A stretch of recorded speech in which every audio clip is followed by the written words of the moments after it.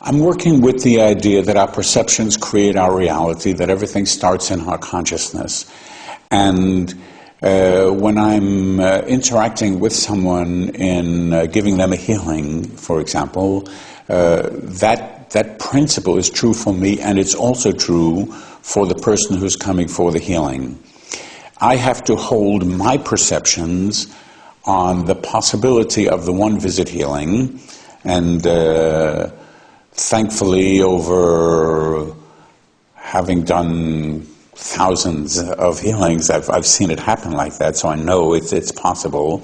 But I also have to, in some way, create the same sense of expectancy in the person who's coming for the healing, because their perceptions create their reality.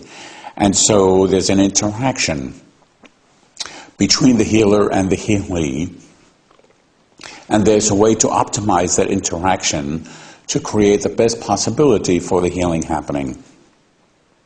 There are two ways that can happen. One is the person seriously believes in this thing, or at least they leave a door open for a positive possibility. So one woman comes to me and she's on crutches, and I ask, why are you on crutches? And she says, well, 8 years ago she broke this hip, and then a few weeks ago this other hip started hurting, so that's why she's on crutches.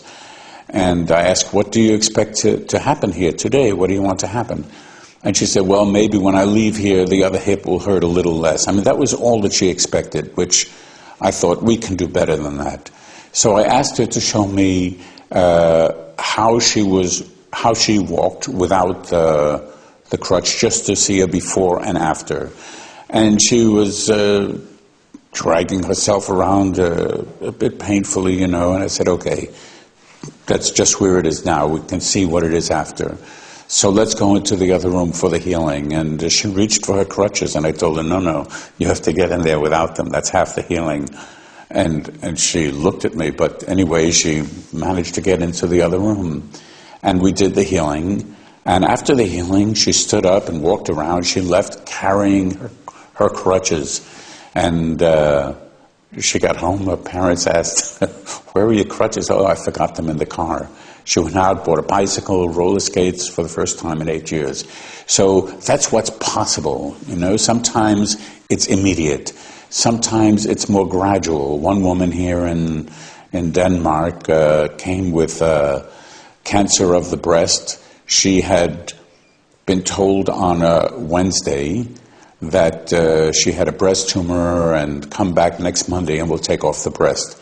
So she saw me on that Friday, so 2 days after her diagnosis. And we did the healing. And after the healing, it was maybe a just noticeable difference. So she said, well, what do I do now? I have this appointment Monday. And I told her, well, the effects of the healing continue. So go for the appointment, and if they measure something different on Monday, they have to come up with a different prognosis. She called me from the hospital. Yes, it's smaller now, in fact, and they say they don't have to take off the breast. Now they say they can just take out a section.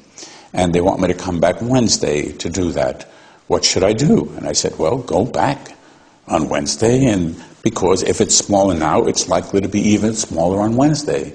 Wednesday, she called, yes, it's even smaller, and now they say they don't have to take out a section, they can just make an incision and take out whatever's left. So I said, well, you have achieved what you want to do, you've saved your breast, and now just look at what will give you a sense of security. And if you want to have a little operation, if you feel that'll give you more a sense of certainty, go for it, you know. So she did. So Friday, which was 1 week after the healing, she had an operation to remove what was left of the tumor. To close the incision afterwards took one stitch. And this was something that a few days before, just the week before, she was told that she would have to lose her breast. So sometimes things are happening immediately, sometimes things are taking a little bit of time, and sometimes things take more time. That's part of the dynamic between the healer and the healee, and the degree to which the person who has received the healing is open to something changing in their consciousness, to release the ideas, the beliefs that created the symptom, and to be open to a different way of looking at things, a different way of seeing things, a different way of thinking. And generally, after the healing, what happens in the person's consciousness is their consciousness continues to open. They have realizations, understandings, answers to questions. Things make sense in a different way. They make different decisions. The old decisions just don't make sense anymore. And I don't need to do that. I need to do this. Sometimes things that they saw as problems, they suddenly say, oh, it's not a problem. In fact, it could be something working in my favor.